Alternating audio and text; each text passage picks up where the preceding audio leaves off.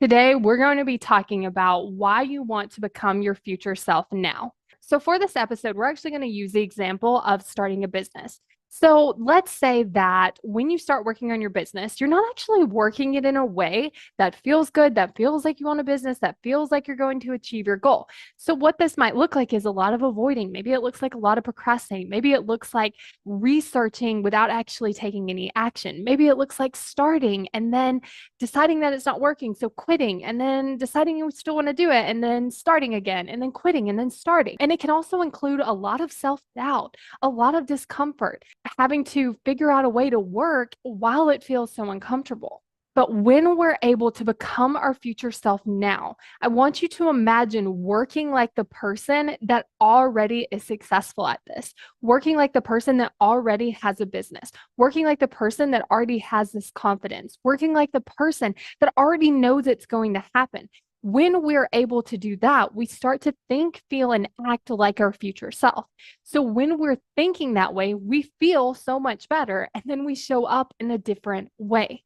We might show up more focused. We might show up more clear. There might be less discomfort, or we're showing up in a way that helps us move through the discomfort. We're not starting and stopping because we're not trying to figure out, like, is this going to work or is this not going to work? We're being the person that's decided that this is going to work, and this is how we're showing up to doing it. And then, of course, when we show up that way, we're more likely to get the results. So, this is why we want to become our future self. One, we get to enjoy those future results now. So it's not something we have to wait for. The second reason is it actually helps us take the actions that we need to take to achieve the goal. So it feels better. We take the actions and we get to go ahead and enjoy those future results. This is definitely something that you can practice. You can start practicing becoming your future self. You just want to start to figure out, like, what does my future self think? How does my future self show up? How does my future self feel? And then you want to start practicing those things and tapping into that feeling. And if this is something you want to work with me on, then this is exactly one of the calls in my 12-week coaching program. We're going to be talking about, like, who is your future self? What is this person like? What does this look like? What does it feel like? How do you show up? And then we're going to be talking about, like, one, getting really clear on who that person is, tapping into that feeling on the call, and then actually going out there and figuring out what are the actions that this person takes and how can you start doing that now? How can you start creating this? And then what's really amazing about this is we're going to take this call and we're going to work on this.